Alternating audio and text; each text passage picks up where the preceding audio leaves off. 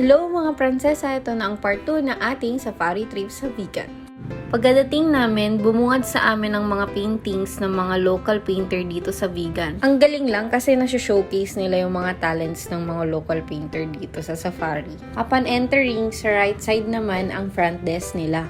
Mga mare, alas 12 na pala to, kaya gutom na ang ate nyo. I-video ko sana lahat ng pagkain, kaso mission failed, gutom na ako.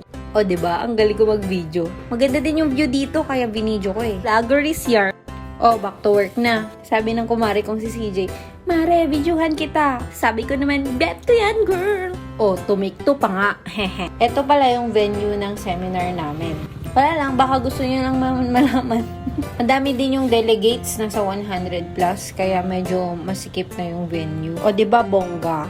After namin dyan, hinatid na kami sa aming room. Day, may pa-shoutout sila dito. Pwede namang lakarin